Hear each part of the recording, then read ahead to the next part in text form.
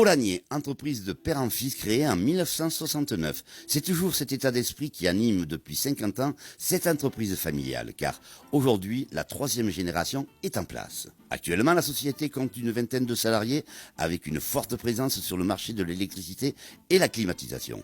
Grâce à son expérience et son implantation sur la ville de Nîmes, l'entreprise Olagnier est un atout majeur dans son secteur géographique. Mon moisseux héros, Franck Alexandre, d'une montagne à l'autre, l'homme a voyagé. Les années ont passé, sportif de haut niveau, il s'est challengé au contact des plus grands, affecté aux renseignements généraux, au cœur des enquêtes. Il a sondé l'âme humaine. Le chef d'entreprise, devenu aujourd'hui coach formateur, président de société, Franck Alexandre, vous transmet ses secrets pour délivrer votre puissance intérieure. Retrouvez ce roman chez Nombre 7 Éditions, puis chez Amazon et à la Fnac.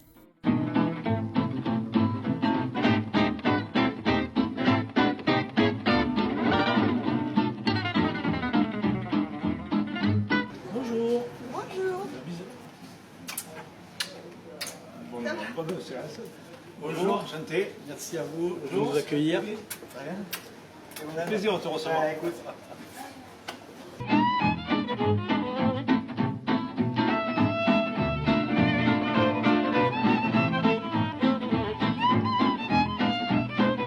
Bonjour à toutes et bonjour à tous. Merci une nouvelle fois de votre fidélité. Pour les 3 dernières émissions, vous étiez plus de 10 000 à nous avoir suivis. Merci beaucoup. Alors cela changera... merci encore. Alors cela changera de la politique. En effet, les émissions se suivent mais ne se ressemblent pas. Et tant mieux. Nos émissions sont les vôtres, ne l'oubliez pas. Sous l'œil attentif de bébé Benjamin Baron à la réalisation, il va falloir qu'il dessine d'autres artistes. Notre ami Michel Monteil, elle est avec son pinceau, notre maquilleuse Amélie Paillet, à la photo, à la mise en page de l'émission, France Pellicano. Nous recevons ce matin 3 artistes à l'état pur, on va dire, 3 artistes peintres, Céline Daubertin, Melvin Barros et Bruno Elliott. Céline Daubertin, la peinture a toujours été un rêve pour elle. Melvin Barros a fait ses études en art à l'université de Vauban à Nîmes. Bruno Elliott, père et grand-père peintre, c'est une affaire de famille. Notre prochain invité sera Johan Gillet du Rassemblement National. Je vais, de ce pas, rejoindre nos invités. À tout de suite. Quand je peins, je rêve. Quand mon rêve a pris fin, je ne me rappelle plus de mon rêve. Mais mon tableau reste. Le tableau est la moisson du rêve. Bonjour à tous les 3. Bonjour. Bonjour. Vous allez bien? Parlez suffisamment fort, monsieur. Oui, pardon. C'est parce que j'ai l'impression d'être chez le dentiste là. Alors du coup, j'ai des petits tocs. Alors soyez les bienvenus tous les 3 dans l'émission Tête à Tête. Ça nous fait plaisir de recevoir des artistes. Merci de nous accueillir. Sachez-le. Merci. Sachez-le. Bien, 3 artistes différents, totalement différents des autres, l'un des autres, puisque mais c'était important de vous recevoir, surtout des artistes locaux. C'est pas péjoratif ce que je voulais dire, mais 3 artistes avec un art totalement différent, mais nous aurons l'occasion d'en reparler. Alors, comment avez-vous débuté? Tiens, toi, Melvin. Alors, moi, j'ai débuté, j'ai fait des études d'art. J'ai commencé, j'ai fait 5 ans d'études, des études de design, des études d'art appliqué. Après, il a fallu manger, donc j'ai fait des boulots alimentaires. Et puis, je suis revenu dans la peinture bien plus tard, en fait, après mes études. Voilà. Toi, Céline, la coiffeuse. La coiffeuse. La coiffeuse voulait faire des études d'art et puis ses parents lui ont dit Noé, il n'y a pas moyen. Bon, d'accord. Plan B, j'ai fait coiffure pendant 22 ans. Et puis, je suis tombée malade. J'ai été obligée d'arrêter ma profession. Et c'est à ce moment-là, il y a 10 ans, c'était en avril 2009, que j'ai décidé de réaliser mes rêves. Voilà. Et donc, je me suis mise tête dans le guidon pour faire de la peinture. Mais on ne se découvre pas artiste comme ça du jour au lendemain, il fallait que tu aies ce don. Et de toute façon, je pense que un artiste, il apprend la technique, mais s'il n'est pas artiste à la base, s'il n'a pas une créativité, s'il n'a pas cette sensibilité, même avec autant de technique qu'il veut, il ne sera jamais un artiste. Voilà. Donc je pense que oui, j'ai toujours dessiné, j'ai toujours bidouillé des crayons de couleur, des feutres, du dessin, voilà, Et ça faisait partie de moi. Chez toi, il y avait quelqu'un déjà qui était prédestiné également Non. Est-ce que c'était héréditaire l'art? On posera la question justement. Oh, je sais pas. Bruno. J'ai un petit cousin, ouais, qui est artiste. Ouais. Toi, Bruno? Mais moi, je peux dire que j'ai toujours été, je pense que je suis né artiste, je pense, sans que ce soit péjoratif. Hein. J'ai toujours baigné dedans, mon grand-père artiste peintre, mon père artiste peintre, voilà. Mais moi, ce qui m'a fait vraiment un peu, entre guillemets, me faire voir plus que les autres années, c'est l'arrivée des réseaux sociaux. Donc, quelques diffusions comme ça par hasard qui m'ont fait un peu décoller. Ben, c'est comme ça que nous nous sommes connus. Hein. C'est comme ça qu'on s'est connus. Tout à fait. Bien alors, votre style, on peut en parler un petit peu, le tien de style, Melvin? Alors moi je viens vraiment à la base de la bande dessinée. J'ai une formation d'illustrateur. Donc mon style c'est vraiment tout ce qui concerne la culture pop urbaine. Donc un petit peu figuratif, figuration libre et tout ça. Donc j'ai un style très coloré et un univers de caricature et de détournement dans tout ce qui concerne la culture populaire, du cinéma, de la musique, passant par le dessin, l'histoire. Voilà. Toi, Céline, toi, tu es axée plus particulièrement sur les animaux, à Moi, poil. je suis artiste peintre animalier à poil. Tu l'attendais celle-là. Hein. Elle va me suivre longtemps. Celle-là va te suivre longtemps parce que souvent on a dit que Céline dessinait à poil, tout simplement.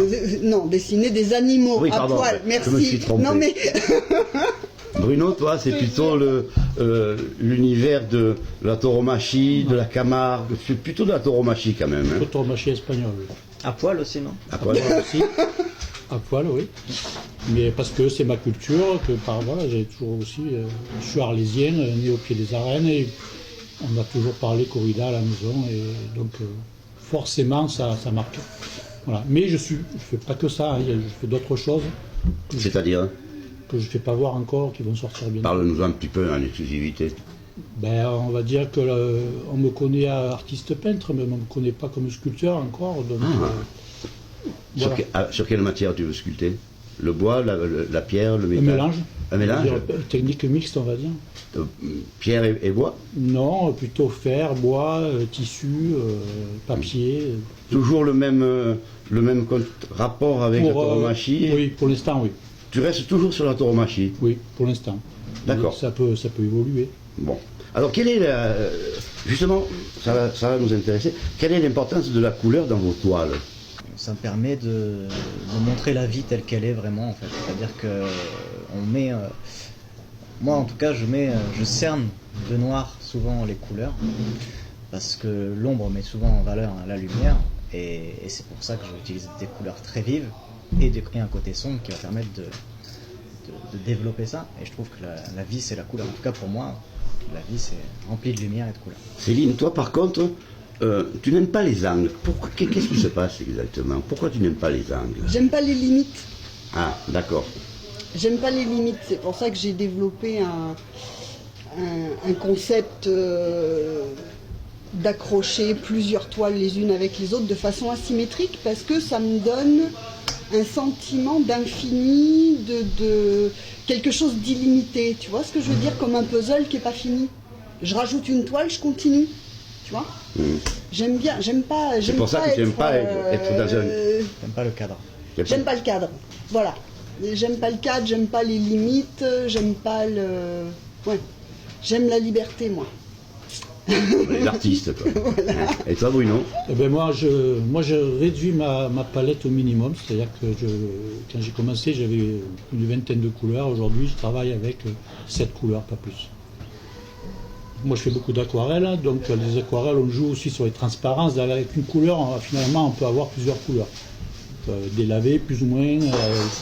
En rajoutant des pigments, ben, forcément on est un peu plus dans les sombres, voilà. Mais j'essaie d'avoir de moins en moins de couleurs, pour aller à l'essentiel, le sujet. Puis, Enfin, quand on voit les arènes, la façon dont tu les peins, il y a quand même de la couleur. Alors attention, oui, mais là, je pense que tu dois parler sur des acryliques que j'ai peut-être fait, voilà, comme je fais un peu toutes les techniques. Oui, sur les acryliques, je mets plus de couleurs. Oui. Donc, dites-moi, l'art touche-t-il tous nos sens? Ça dépend des arts. Déjà, qu'est-ce qu'on appelle art et quel sens? C'est-à-dire que Nos sens, en général, Sens en que ce soit nos yeux, que ce soit nos papilles, que ce soit nos mains, que ce soit notre corps. Parce que notre corps réagit pas uniquement avec les yeux Bien dans sûr. une toile. On est d'accord? bien sûr, non, c'est vrai. Bah, si on utilise, moi j'utilise pas mal de matière dans certaines de mes toiles, dans certains de mes tableaux, et dans d'autres je suis plus dans l'illustration. Donc dans l'illustration, on va être dans le dessin, quasi dans le dessin. Donc là, effectivement, le toucher va être un petit peu moins, justement, sollicité. Mais en tout cas, je pense qu'en permanent, on doit être sur 3-4 sens en même temps, chaque fois qu'on doit regarder un tableau. Et on peut en plus, je trouve que justement l'art, ça se déguste.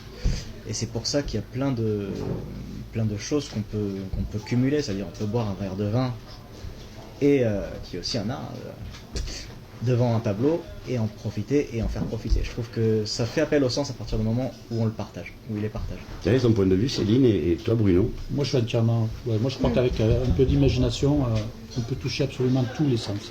Oui, Vraiment. tout à fait. Voilà. Quand je dis ça, je pense à la danse, au chant, à la musique, tout. L'art, c'est le rêve. Donc à partir du moment où tu rêves, tu touches tous les sens.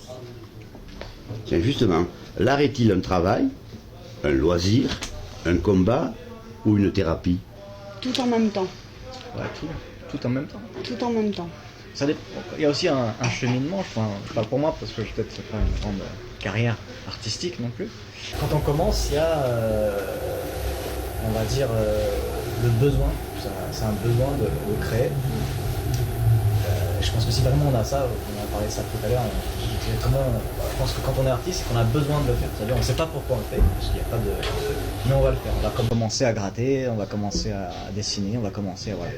C'est presque inconscient, on va commencer à faire. Puis ensuite, au fur et à mesure de... Parce que c'est un métier, c'est un vrai métier qui est pas suffisamment, je trouve, reconnu aujourd'hui, parce que c'est très compliqué de pouvoir en vivre, parce qu'il y a beaucoup d'artistes qui ne sont pas reconnus. Il y a beaucoup de génies, mais qui sont cachés un petit peu partout, et il faut savoir les trouver. Ça, c'est le travail des galeristes de le faire souvent. Et c'est vrai que quand on commence, on est dans le rêve. Après, il faut en vivre. Il faut en vivre, et il faut savoir faire vivre aussi les autres. Si on a une famille, après, on rentre dans un processus où on peint, mais à la fin, il faut que ça nous ramène du pain. Voilà, donc c'est un travail. Justement, tu as une galerie rue Émile Jamet à Nîmes. C'est un atelier. C'est un atelier. Est-ce que tu donnes la possibilité à d'autres talents de pouvoir s'exprimer? Alors, le problème, alors oui, moi je fais intervenir des personnes sous forme de stage ou juste par curiosité. Mais justement, vu que c'est un atelier d'artistes, on n'a pas le droit en tant qu'atelier d'exposer normalement d'autres personnes. C'est la loi, c'est comme ça. Il faut avoir une galerie pour pouvoir exposer d'autres personnes et surtout vendre les œuvres de quelqu'un d'autre. Donc, ce sera uniquement par stage ou par curiosité que j'invite les gens à venir participer ou regarder les œuvres. Toi, est-ce que tu arrives à vivre de ton art, Céline? Pas encore. Pas encore. Moi, je suis déclarée professionnelle que depuis 2 ans. Donc, si tu veux, je démarre tout juste la carrière professionnelle. Comme l'a dit très justement Melvin, à la base, on peint parce que c'est un besoin. Tu as besoin de créer comme tu as besoin de respirer ou de manger, en fait. Après, quand tu décides vraiment de vouloir en vivre et de vouloir en faire ta profession, c'est un autre cheminement. Moi, je suis tout juste au début de ça. Donc, pour l'instant, non. Non, pas encore. Ton regret, c'est de ne pas avoir débuté plus tôt, alors? Ça, après, c'est pas une question de choix. C'est Oui, la vie, c'est un c'est regret comme ça. que tu as. Regret, non.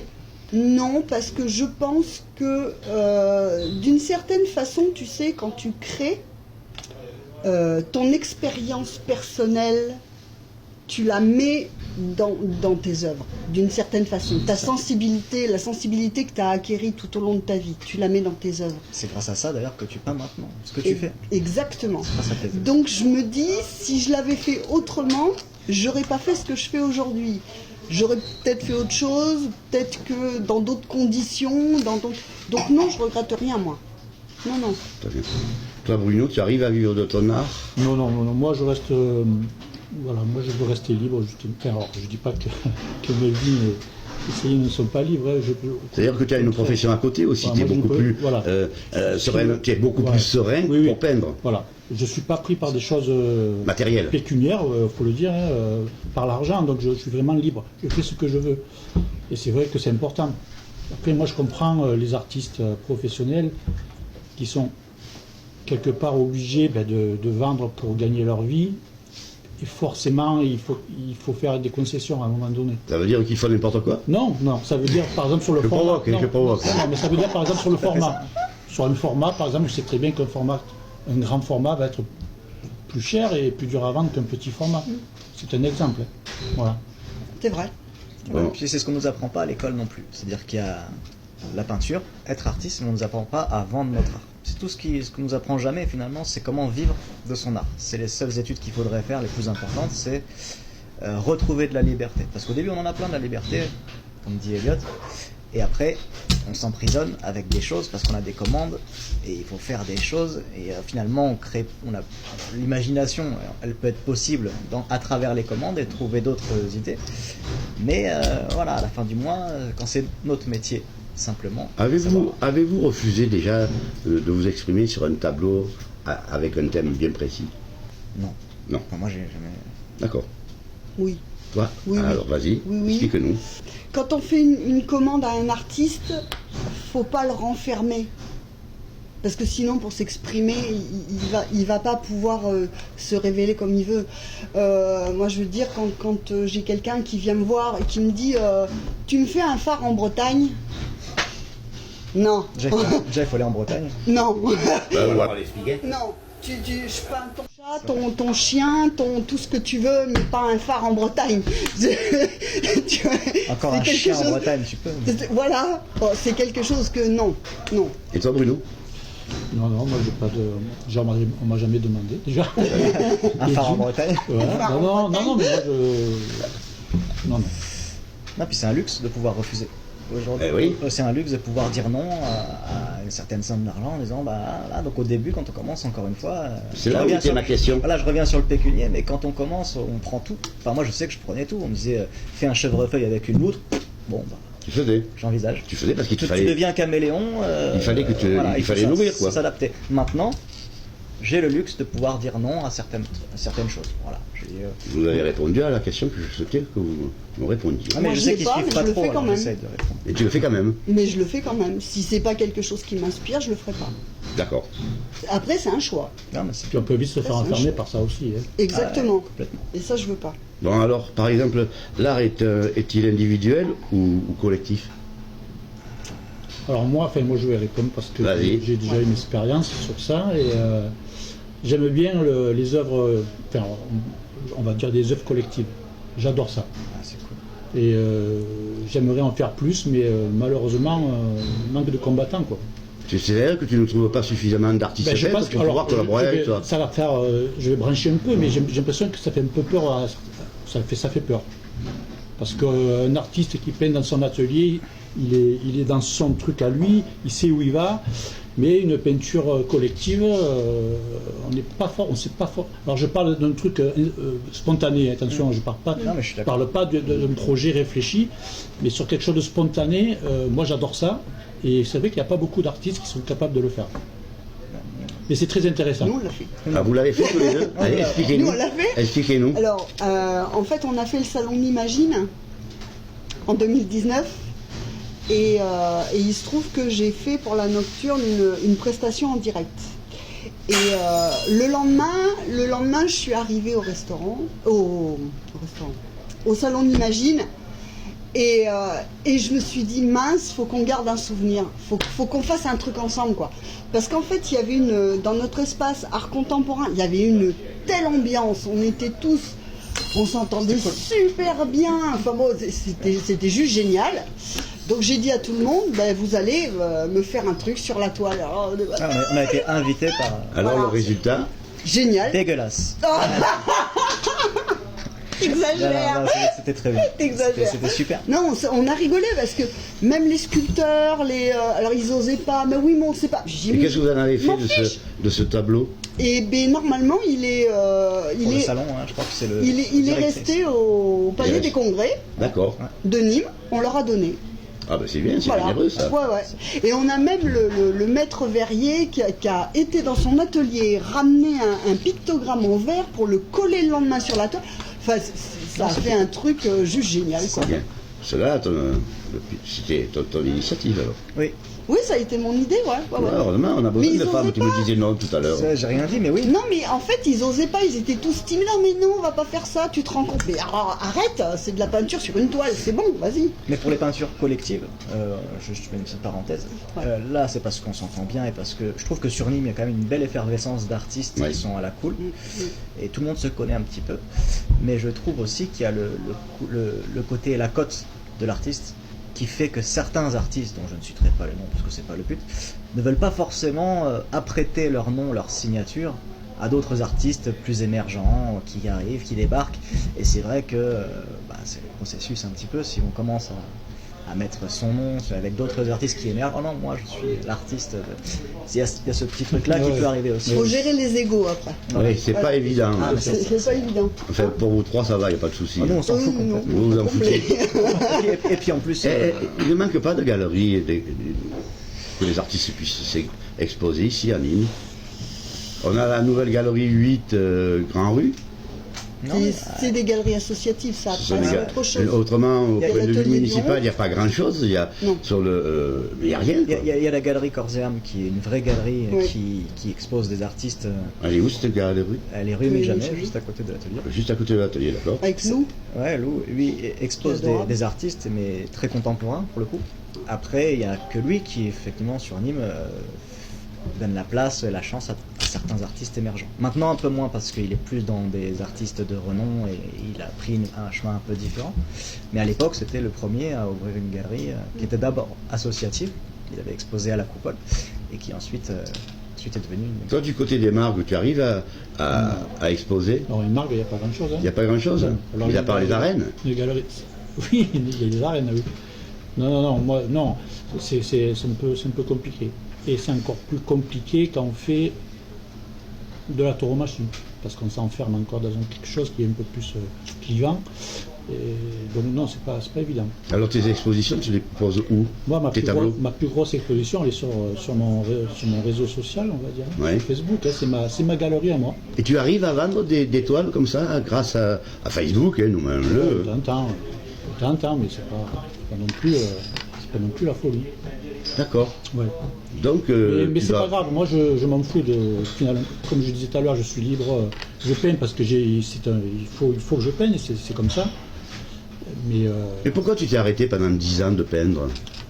pourquoi? Pour des raisons professionnelles. Il a fallu que je parte de la maison, je travaillais, alors j'habitais dans le Vaucluse à l'époque et je suis venu sur Montpellier pour travailler. Il y a ça, puis il y a aussi le fait que, comme j'ai toujours peint, je faisais une peinture, entre guillemets, que c'est ce qu'on m'a dit les critiques, de Parisiens. Donc en habitant dans le sud, Ouais. ça c'est les gens, c'est les critiques qui disent ça, Oui. c'est pas moi. Mm. Me disaient, mais votre peinture, non, pour ici, non, on n'en veut pas. Donc c'est parce que Donc ça m'a un nul peu, n'est prophète dans son pays, alors. Oui, j'étais plus jeune et ça m'a un peu marqué, ça m'a un peu... Dégoûté. Pas dégoûté, mais je me dis, maintenant on va arrêter un moment. Ça tombait bien parce que il fallait que je travaille entre guillemets plus sérieusement. Mais ça m'a permis aussi de mûrir. Imaginez un artiste qui mûrit pendant 10 ans. Voilà.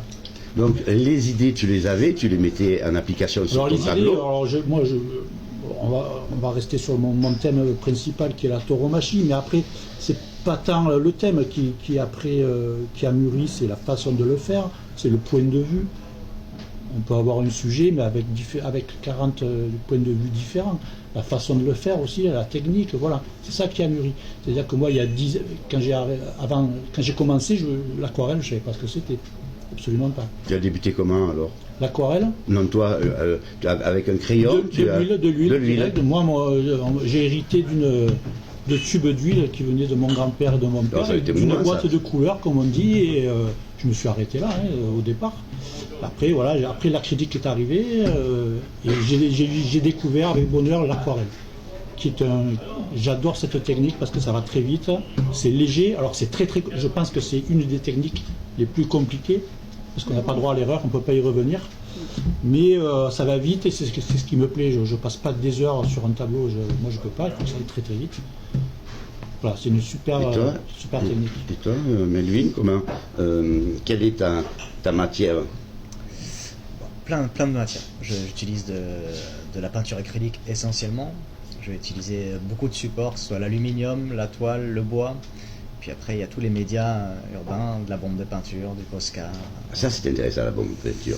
C'est intéressant. Alors, je l'utilise pas pour faire beaucoup de choses, mais juste pour les effets. On peut l'utiliser avec plein d'effets. Puis même les graffeurs, moi je trouve qu'ils font un travail fabuleux, ces gens. C'est très bien. Le graffiti, il y en a qui font des travaux extraordinaires. Et c'est cool, la peinture, on peut faire plein de choses. Et ce style de peinture, maintenant, dans les villes, est accepté sur les façades. Oui. Ouais. La reconnaissance du street Ce qui art, ne l'était pas moi, auparavant. Je suis ravie parce que Moi aussi. franchement, il y a des beaux artistes. Après, il y a street art et street art. Moi, je me considère pas comme un artiste street artiste. J'utilise des médias empreints de la culture urbaine, mais je peins en peinture, sur toile, sur support. Très peu, sauf sur des checkpoints comme ça, mais très peu en milieu extérieur. Moi, ce que j'aime bien, c'est la longévité que tu donnes à tes œuvres. Je trouve ça fabuleux, franchement. Donc, ça a toujours été comme ça? Non, c'est des envies, ça va, ça vient, c'est pas... Non. Mais je pense que ces choses, ces personnages un peu allongés, ça va être un de mes thèmes sculptural, on va dire. Disons que tu as sorti un livre. Il est là. Il est là, donc, Il est là. Taureau Arte. Voilà, merci de me donner l'occasion d'en parler. Avec plaisir. Donc ça, c'est mon petit bébé que j'ai sorti en 2019.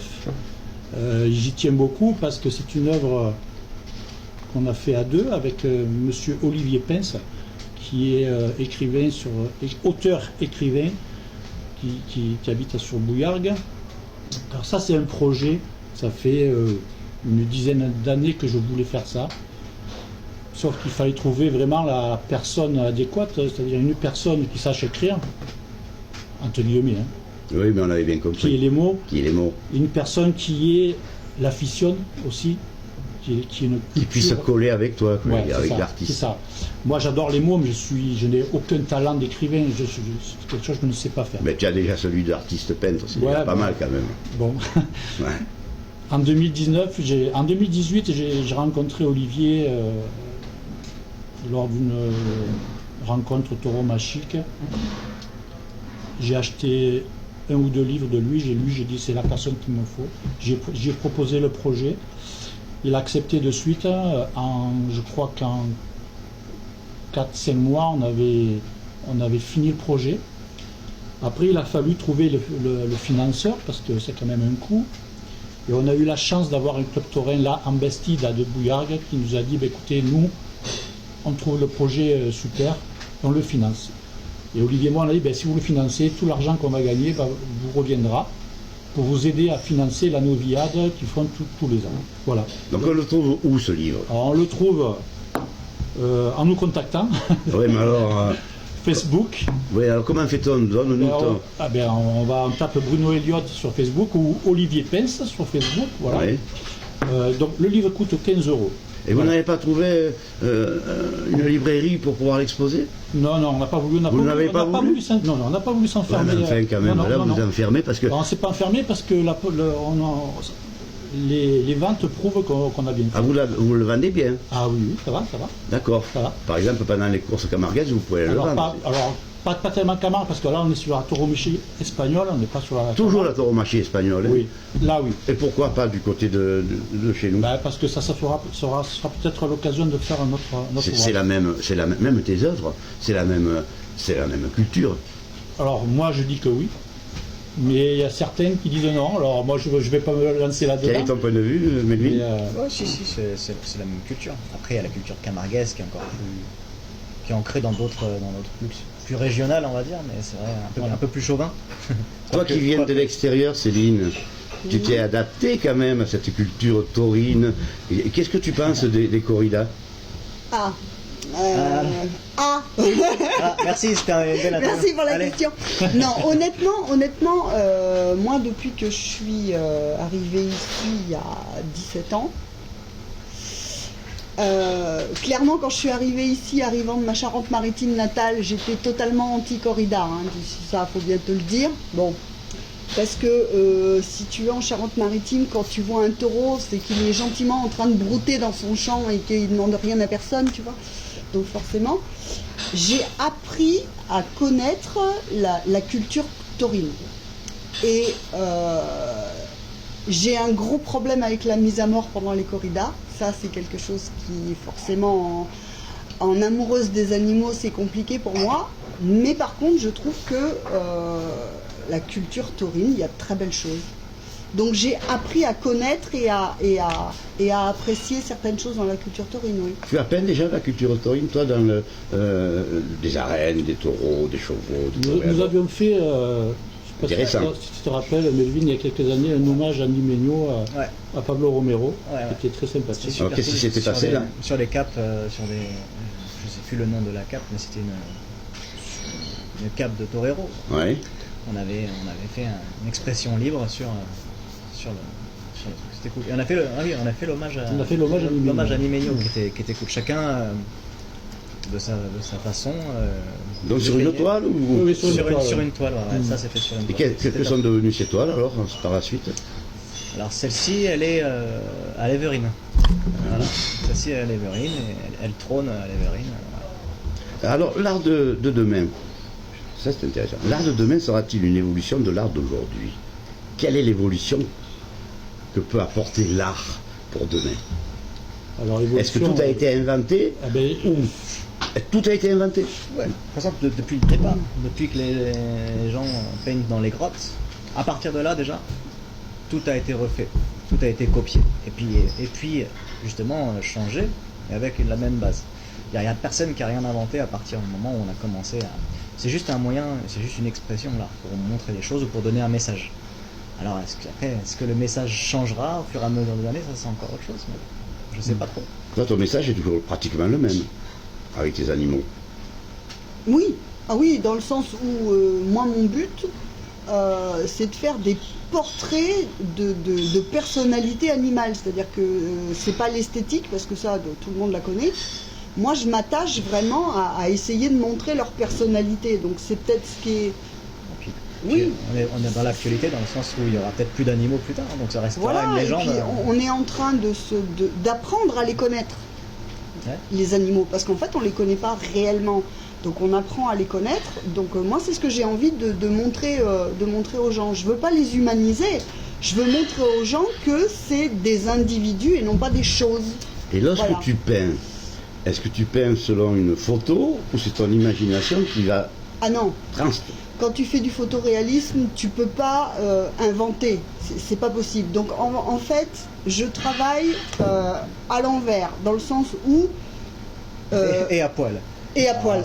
T'imagines le challenge un peu? Son mari est très très content. Voilà. Donc si tu veux, moi, je détermine en amont l'histoire que je veux raconter, parce qu'un artiste, c'est quand même quelqu'un qui raconte une histoire. Donc qu'est-ce que j'ai envie de montrer? Comment est-ce que je veux le montrer? Et à partir de là, je pars à la recherche de mes supports visuels. Mais pour un individu, je peux travailler avec 3 ou 4 supports visuels différents.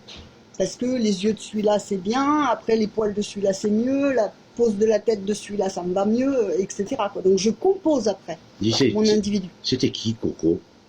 Ah, Coco. Ah, Coco m'amuse. Coco m'amuse. Coco, c'est une femelle gorille qui est née en zoo. Sa maman, elle a eu des problèmes de santé, donc elle a été imprégnée par l'être humain très très tôt. Et il y a une jeune doctoresse qui voulait, pour faire sa thèse, qui voulait démontrer et savoir si l'animal était capable d'apprendre le langage. Donc elle a trouvé Coco, qui était toute petite, et elle lui a appris la langue des signes. Ah oui. La langue, donc elle parlait. Donc si tu veux, je me suis retrouvée un jour à regarder la télévision et je me suis retrouvée en face à regarder une femelle gorille adulte en train de me raconter la tristesse qu'elle ressentait à avoir perdu son chat, parce qu'elle adorait les chats, et son chat était décédé malheureusement, et donc la doctoresse était en train de lui raconter que bah voilà, ton chat est mort, et Coco a répondu, et Coco était en train de nous montrer et de nous expliquer avec des mots sa tristesse et son désarroi. Et là, tu changes de perspective, tu vois. Tu les regardes différemment après. Ça devient... c'est autre chose. Bon alors, si vos œuvres pouvaient parler, que diraient-elles? Parce que toi, c'est sur la bande dessinée, là, tu es plutôt en ce moment. Hein? Ouais, Mais qu'est-ce qu'elle pourrait dire? Là, ce matin, tu nous as amené un Mickey. Ouais. Qu'est-ce qu'il aurait envie de dire, ce Mickey? Rien à foutre. De l'émission? Non, pas du tout. Non, mais la vie est une farce. Il faut savoir profiter. C'est ce qu'elle me dirait. La vie est une farce et la vie est une fête. Voilà. Vivre le moment? Il faut vivre le moment présent. Parce que le passé, on s'en fout, bien que ce soit important. Et le futur, on ne sait pas où on va. Donc, Monsieur Bruno. Oui, alors moi je vais dire, moi, j'aime pas tellement qu'on mette des mots sur les tableaux. C'est-à-dire que je considère que une œuvre doit se suffire à elle-même.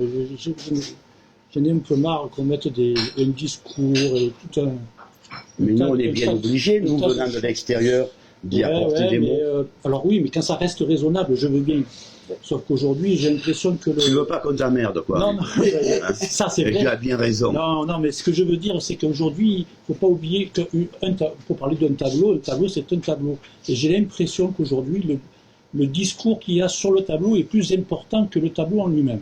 Et ça me dérange un petit peu. C'est pour ça que je dis, une œuvre devrait se suffire à elle-même. Une sculpture, une peinture, une chanson, on fait ce qu'on veut. Une photographie. Voilà. Alors je fais attention, moi, sur les discours sur une œuvre. Nous n'avons plus que 3 minutes. Donc j'ai beaucoup plus de questions, mais on n'aura pas le temps.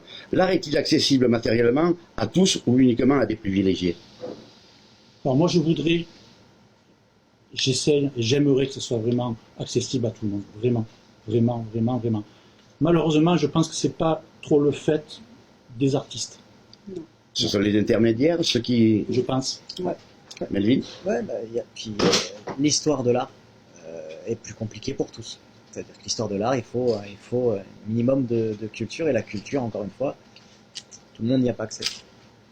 C'est la raison pour laquelle je vous posais cette question. Oui, ça serait bien que ça soit accessible à tous. C'est vrai que c'est un petit peu compliqué. Après, je pense qu'en tant qu'artiste, on peut aussi faire des efforts de temps en temps. C'est vrai que quand on a les factures à payer, les charges, c'est un peu compliqué.